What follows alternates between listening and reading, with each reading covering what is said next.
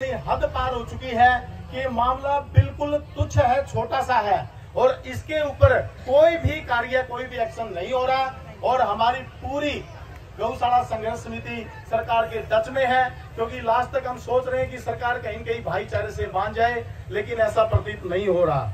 अभी जस्सी भाई साहब ने बताया, सरकार की गलत नीतियों के बारे में इन्होंने प्रकाश डाला और गौशाला के बारे में बताया। पूरा गांव राम जस्सी भाई साहब का यहाँ पहुंचने पर तहे दिल से स्वागत करता है, अभिनंदन करता है। आज मैं तीन बातों पर अपना विषय रखूंगा, गाय, गौशाला और हमारा धरना। गाय के बारे में मैं आपको बता दूं, गाय इस धरती पर सबसे पवित्र पशु है। हमारे पुराने ग्रंथों से भी आप देख सकते हो कि सिर्फ गाय का ही जिक्र है। अगर हम दूध की बात करते हैं, दूध देने वाले पशुओं की, भैंस जो आज हम सबसे अच्छा पशु अपने को मानते हैं, अब भैंस जो है वो सिर्फ 650-700 वर्ष पहले ही हमारे देश में भैंस की एंट्री हुई।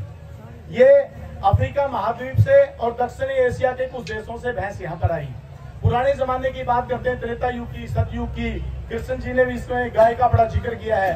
तो गाय हमारे शुरू से ही हमारे भारतवर्ष में सबसे पवित्र पशु माना जाता है और इसकी हम एक माँ के रूप में हम इसकी सेवा करते हैं, इसको मतलब याद करते हैं। अब गौशाला की अगर मैं बात करूं, गौशाला की जरूरत क्यों है?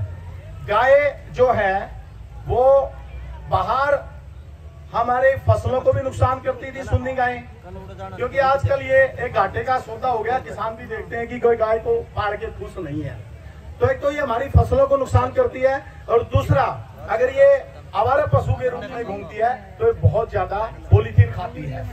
तो इसलिए गौशाला की भी इसलिए आवश्यकता है कि गाय इसमें सेफ रहेंगी और इनको एक अच्छा शुद्ध चारा मिलेगा। ये गौशाला का अपने आप में एक महत्व भी है। अगर सरकार थोड़ी सी संवेदनशील है तो हमें ये लड़ाई लड़ने की जरूरत नहीं है।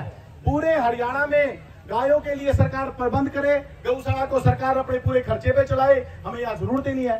लेकिन वो सिर्फ गाय की पूजा करते हैं और वास्तव में वो गाय से बहुत दूर हैं। वो अपने घरों में बड़े बड़े अलग अलग किस्म के कुत्ते पालते हैं, ये सभी को पता है। और अगर मैं धरने की बात करता हूँ, अभी अनिल जी ने बड़े क्लियर तरीके से बताया है, राखी के बारे में बड़ी टेक्निकल बात बताई, लॉजिकल बात बताई है। इस भाई का भी बहुत बहुत धन्यवाद, क्योंकि हम लोगों को ज्यादा पता नहीं है, काम काज करते हैं तो इनको ज्यादा पता है कि ये टेंडर कैसे होता है, कैसे होना है। अगर हम धरने की बात करें, धरना हमारा बहुत ही शांतिपूर्वक ढंग से चल रहा है, लेकिन ऐसे हम कब तक बैठेंगे?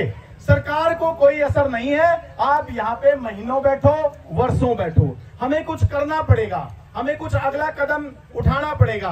तो देखिए आज 20 दिन हो चुके हैं, 9-10 तारीख तक और हम इंतजार कर सकते हैं सरकार का, लेकिन उसके बावजूद आप संघर्ष करोगे? सभी के हाथ खड़े हैं और बिल्कुल हम सरकार से आर पार लड़ाई के लिए बिल्कुल तैयार हैं। और ये हम पूर्ण रूप से पूरा गांव गुआंढ और जितनी भी खाप है, जितने आसपास के लोग हैं, ठीक 2-3 दिन के बाद हम ये संघर्ष को बहुत अच्छे रूप से लड़ेंगे और अपनी लड़ाई को हम अवश्य रूप से जीतेंगे।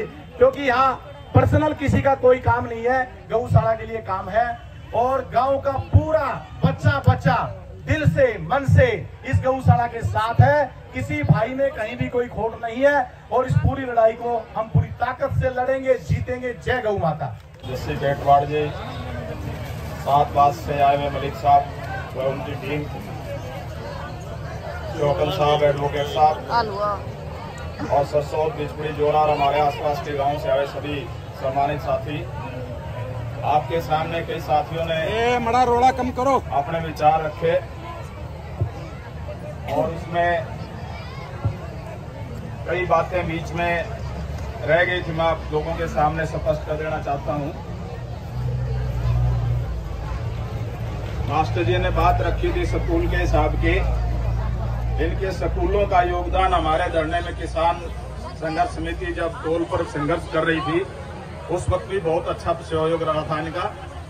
जब भी खर्चे होते थे या कोई भी किसी प्रकार की ड्यूटी लगती थी, इनको बोल देते थे। तो ये सभी स्कूल के जो 5-6 स्कूल हमारे प्राइवेट हैं, उनमें सभी में जाके अपना आपस में सहयोग करके उस खर्चे का निपटान भी इन्होंने अच्छे ढंग से किया है। यहाँ धरने पर भी सहयोग करते हैं। अनिल ने भी बात रखी, अनिल की बात बिल्कुल स्पष्ट है। देखिए, गांव पहले है, जन्मभूमि पहले है, कर्म भूमि उसके बाद आती है। और वो सभी साथी, कुछ साथियों को आपस में एक दूसरे पर शक हो सकता है, संघर्ष ऐसा ही होता है। जैसे जस्सी भाई ने बताया था कि ये लोग फूट डालते हैं, सभी कुछ अपने हथकंडे अपनाते हैं, तो सरकार की ओर से भी हो जाता है कई बार। लेकिन मैं आप लोगों को एक ईमानदारी से बात कह देना चाहता हूं कि गौशाला के इस मुद्दे के ऊपर, राखी के उस मुद्दे के ऊपर मेकड़ गांव के सभी साथी एकजुट हैं। एक दूसरे पर किसी प्रकार का शक बनता ही नहीं है। ये अलग बात है कौन किसकी बात मानता है, कौन किसका जानकार है। अनिल ने अपने साथी राजेश कुंडू थे, उनके पहले पिए रहे हैं रंजीत जी के। मैंने उस दिन भी आपको बताया था कि उनसे बात हुई थी टेलीफोनिक, और मैंने तो आप लोगों की राय मशवरा थोड़ा बहुत किया था। उसके बगैर भी वो कृष्ण भगवान की तरह 5 गांव भी मांग लिए थे। ये भी कह दिया था राखी के उठान पर जो रेट हमारा आज है उसका 50% हमें पर मंथ देते रहो, हम तो फिर भी मान जाएंगे, टन के ऊपर भी मान जाएंगे। हालांकि वो बात सभी में डिस्कस नहीं हुई थी, कुछ लोगों में हुई थी। उसके बाद वो बात ही खत्म हो गई। तो आज पूरा राखी पर अधिकार की बात चल रही है। हम सभी साथी ये चाहेंगे कि राखी का जैसे भी उठान पहले था उसी तरीके से रहे, और जो पैसा पहले जैसे गौों पर लगता था, आज तक हमने गौशाला से अलग थोड़ा बहुत मंदिर पे लगाया हो, तो उसकी जानकारी पूरी मुझे नहीं है कितना पैसा लगा था, वो भी एक धर्म की जगह थी, उससे अलग हमने 1 रुपया नहीं लगाया। लेकिन ये बात स्पष्ट है कि कल जब हमें इकट्ठे बैठे, शाम को कुछ साथियों ने विचार रखा, आज हम उसके गेट को खोलने की इच्छा रख रहे थे, उन्होंने विचार रखा कि ऑफिसर ये कह रहे हैं कि 9 को लास्ट टेंडर है, तीसरा टेंडर हो जाएगा, 2 दिन के लिए आप क्यों बुराई लेते हो? अगर सरकार नहीं मानती है, 2 दिन में पता लग जाएगा, उसके बाद हम यहाँ से लिख के दे देंगे। हो सकता है कि बगैर झगड़े के ही कोई काम सुलझ जाए। हमने उनकी बात पर आपस में विचार विमर्श किया, उस पर गौर किया, और सभी में ये सहमति बनी कि जब इतने दिन हो गए हैं तो 2-3 दिन और इंतजार कर लेते हैं।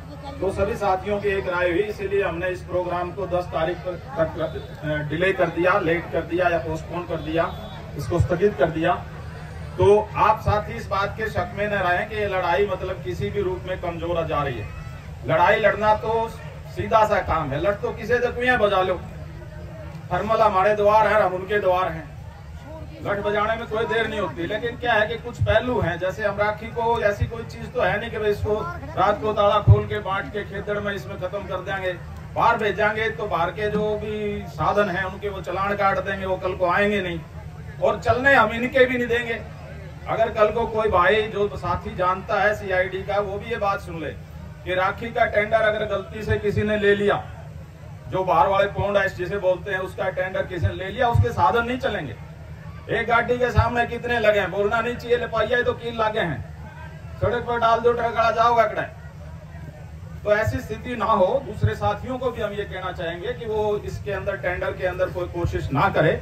और जैसे स्थिति चल रही है, ये गौ माता की सेवा के लिए है, किसी के पर्सनल तो कोई काम है नहीं। इसलिए सभी साथी इस बात का विशेष ध्यान रखें कि लड़ाई एकजुट है, एक दूसरे पर किसी प्रकार के शक की कोई गुंजाइश नहीं है। सभी साथी जैसा सहयोग होता है तन मन धन का यहाँ कर रहे हैं। और धरना क्या पता कितने दिन लंबा चलेगा, इस ओर चला गया, नहीं तो मैं उसने पूछूं सारे कमेटी आना के नाम ले था, हो सके उसने 2-3 महीना जुगाड़ कर रखा हो, लेकिन वो जा लिया। तो इसलिए भाई कुछ भी हो, खर्चे वर्चे चलते रहते हैं, सब कोई बात नहीं, इसकी व्यवस्थाएं भी होती रहेंगी। इसलिए सभी साथी और खास तौर पर माता बहनें, इनका बहुत बहुत जितना धन्यवाद किया जाए उतना कम है। ये अपना समय निकाल रही हैं। और नौजवान साथी जिनका कल कार्यक्रम है शायद टोल वगैरह का, तो यहाँ की व्यवस्था तो चलेगी। नौजवान साथी बुजुर्गों से आपस में राय कर लेंगे, तो वहाँ की व्यवस्था में भी आपको कोई सहयोग की जरूरत पड़ती है तो गांव आपके भी साथ। जो साथी कल तो भर्ती के लिए कोई बंद कर रहे हैं टोल के ऊपर, तो गांव उनका भी साथ देगा। तो बाकी बातें तो चलो आपस में अपनी होती रहेंगी। मैं एक बार पुनः फिर बाहर से आए सभी साथियों का धन्यवाद करता हूं, विशेष तौर पर माता बहनों का करता हूं जिन्होंने अपना कीमती समय दिया। आप सबका बहुत बहुत धन्यवाद। जय हिंद।